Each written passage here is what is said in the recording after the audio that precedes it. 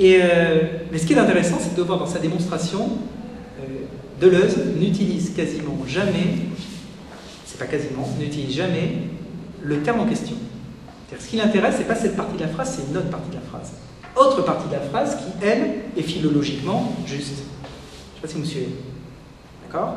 À partir de là, la démonstration de Doriot est fausse. Il est en train de dire il a fait une erreur parce que le texte d'origine est faux, sauf que le raisonnement de Deleuze ne porte pas sur ce point fautif de la phrase. D'accord? Sauf que Doriot ne s'en est pas rendu compte.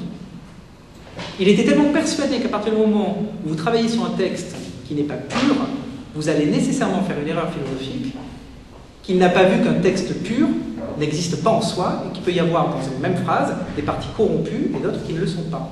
Corrompu, c'est un terme de philologie. Hein. Corrompu, ça veut dire qui est différent de l'original. Voilà. Ça, c'est selon moi ce que la philologie et la philosophie, et ça, je trouverais intéressant qu'il y ait une réflexion sur ces questions-là actuellement, parce que d'une certaine manière, les philosophes se sont lavé les mains de la philologie et l'ont laissé à des philologues qui ne font que ça et qui le font mal, et les philologues se sont lavé les mains de la philosophie et l'ont laissé à la philosophie, la co-philosophe qui le font mal. Alors que je trouve que les philosophes intéressants, et tous les philosophes que vous pouvez rencontrer, pas parler de René entre autres, mais sont tous quelque part des philologues, sont tous allés voir les textes. Ils ne parlent pas grec, c'est pas grave. Ils ne parlent pas latin, c'est pas grave. On a toujours un dictionnaire de latin sur soi, on a toujours suffisamment pour pouvoir lire une phrase, deux phrases, trois phrases et comparer. Parce que cette phrase, elle nous interroge. Elle nous interroge suffisamment que pour que sous tout un texte de Virgile, effectivement, on ne va pas lire tout le texte de Virgile en latin, moi j'en serais bien incapable, mais cette phrase-là, ce moment-là, il est tellement beau, il est tellement poétique que j'ai au moins envie de l'entendre en latin, dans mon mauvais latin, dans ma mauvaise lecture, et puis je vais en faire une traduction. Probablement fautive, parce que je ne connais pas toutes les déclinaisons, mais il n'empêche, ça c'est un travail de philologue, réellement. Et ça, je crois que le centaure, et c'est ce que cette thèse voulait également démontrer, messieurs et mesdames du jury, je crois que le centaure philologique et philosophique aurait tout intérêt à exister, c'est pour ça que cette thèse était composée, la thèse était composée en trois parties, une partie philologique, une partie philosophique, et une partie qui essayait de réfléchir à la jonction des deux. Donc, un autre terme peut être proposé en place de composer, ce serait peut-être celui de manipuler.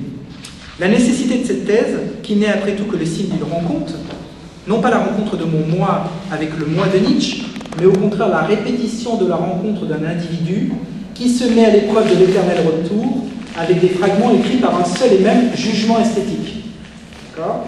Un jugement esthétique qui se nomme chaque fois différemment, tout en restant le même. Nietzsche, Homère, Shakespeare, Cervantes, Proust, pour parler de ceux qui sont pour moi, enfin, que je repère comme étant des jugements esthétiques. Jugements esthétiques qui se dissolvent. La nécessité de cette thèse, donc, fut peut-être au bout du compte de soutenir l'insoutenable en cette période démocratico-molle, à savoir se battre contre l'idée que toute manipulation, étant potentiellement coupable d'être perçue comme une falsification, donc de lutter contre une période qui pose que toute manipulation étant potentiellement coupable d'être perçue comme une falsification, il faut se justifier, y compris pour l'idéal et contre le réel, que sa démarche est débarrassée de toute manipulation. Eh bien, moi je lutte, et je pense que la philosophie doit lutter, contre cette attitude, cherchant à habiter une posture idéale qui s'avérera toujours, c'est ce que Freud nous a appris comme étant le principe de réalité, impossible à tenir, car toute saisie d'un texte est manipulation du texte, toute lecture est rencontre. Je vous remercie.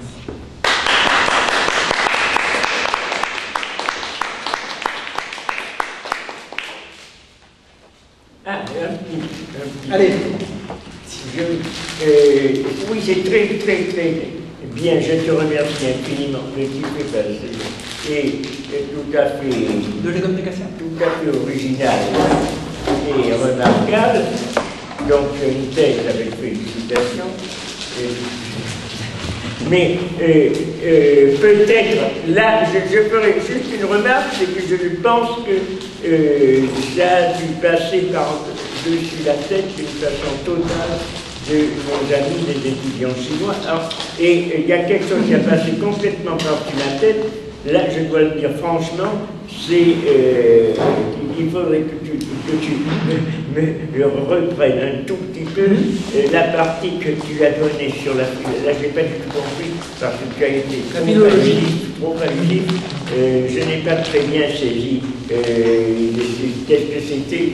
Si c'était un passage de Deleuze, si il s'agissait de quelque chose, d'un passage de Nita, il faudrait que tu expliques peut-être un petit peu plus lentement, clairement et succinctement, même quitte à trancher dans ce que tu as dit, juste pour détacher une ou deux phrases, mais qui soient littéralement explicites. Il faut dire que Deleuze, dans sa thèse, dans son livre sur Nietzsche, ne dispose pas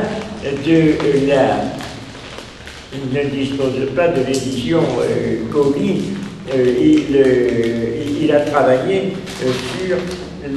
sur Geneviève Blanqui, c'est sur la volonté de puissance, qui a été édité par Geneviève Blanqui. Donc cette volonté de puissance en tant que livre maintenant n'existe pas comme telle, puisqu'elle a été déconstruite, reprise dans l'ensemble de l'édition Colli.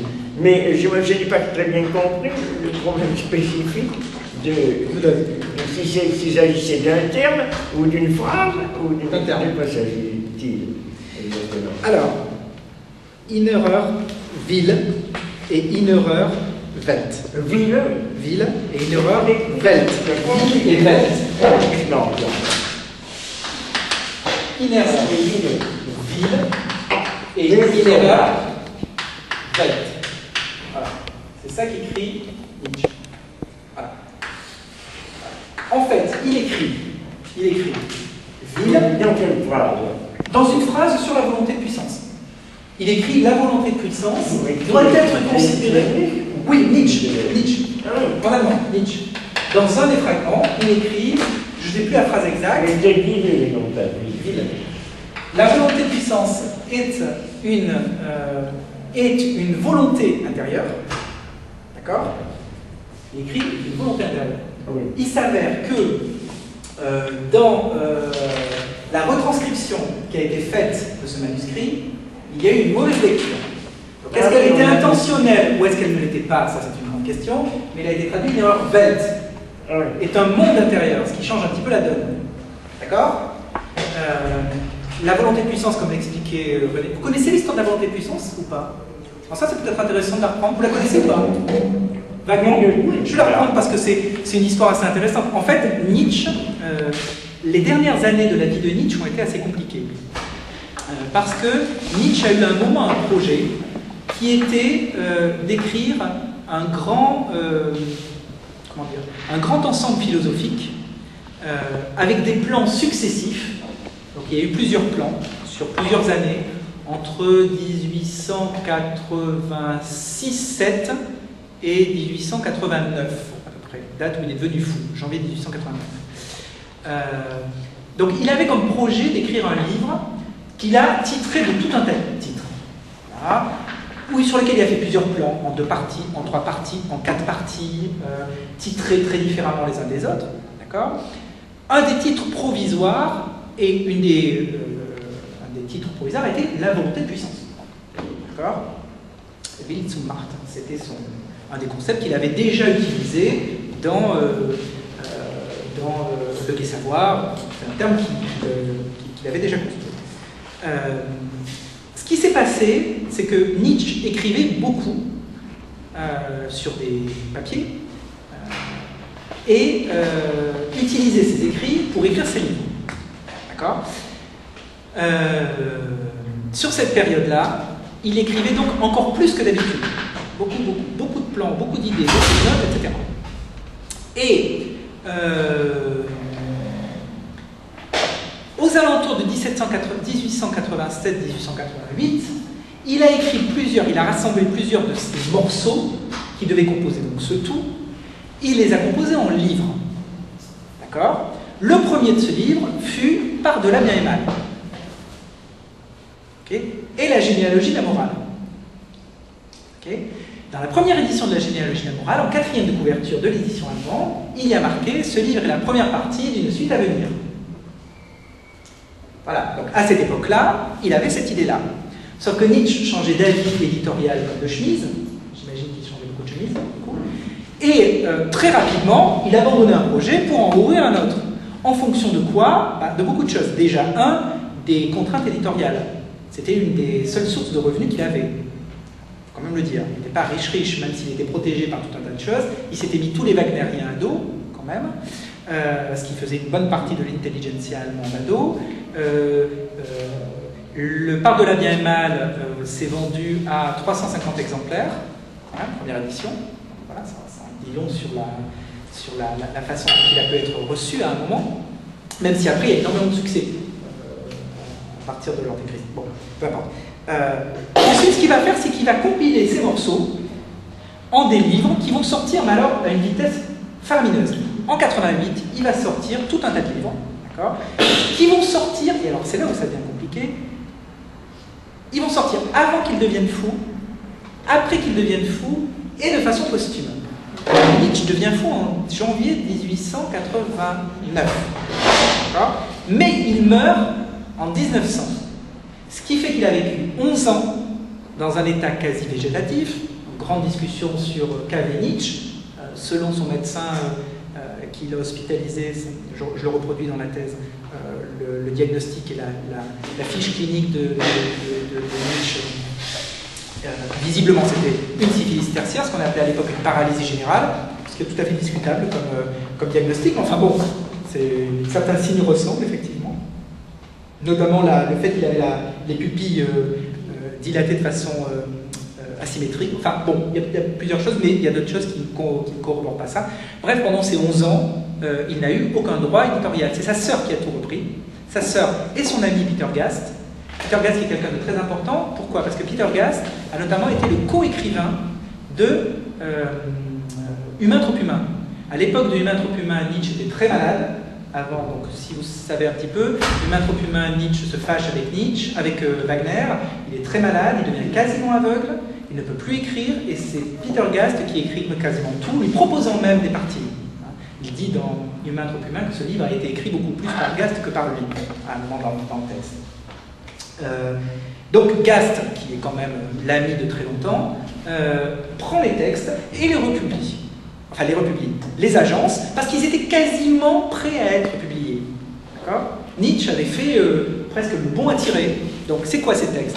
C'est Ecce Homo, c'est l'Antéchrist, c'est contre Wagner, et c'est Nietzsche, l'Antéchrist contre Wagner, et le Crépuscule des idoles. Oui. Le seul ayant été publié, c'est le Crépuscule des idoles contre Wagner. Les autres étaient prêts, sauf qu'ils étaient prêts, mais ils n'étaient pas prêts, tout simplement parce que quand on regarde philologiquement comment est-ce qu'il a publié ce qu'il a publié, jusqu'au dernier moment, jusqu'à la blague du compositeur, il venait encore changer les morceaux. D'accord? Il n'empêche que les textes ont été publiés. Ces textes-là faisaient partie d'un tout, a priori, qui était la volonté de puissance. Les travaux récents, c'est-à-dire dans les années 40, 50, en fait réellement dès les années 30, parce que je montre dans ma thèse avec d'autres, dès les années 30, on montrait que Nietzsche avait abandonné l'idée d'une volonté de puissance dès les années 86-87. Déjà, il savait qu'il ne publierait pas un gros bouquin. Dès qu'il a paru, Par-delà bien et mal est paru, il savait très bien qu'il le ferait. D'accord? Il n'empêche que c'était toujours là exposé la question. Après sa mort, sa sœur, qui s'est, comme vous le savez, coquiné avec les nazis, a repris tous les papiers de Nietzsche et a décidé de les agencer sous une forme qu'elle a appelée la volonté de puissance. En fait, elle l'a fait avec Peter Gast. La volonté de puissance, utilisant un plan, en l'occurrence un plan de 87, il me semble, je ne suis pas très sûr, 86 ou 87, qui est le plan le plus précis, donc en 4 parties. Elle a agencé, elle a réparti des fragments, donc des fragments datant d'écrits de 1869 jusqu'à 1988.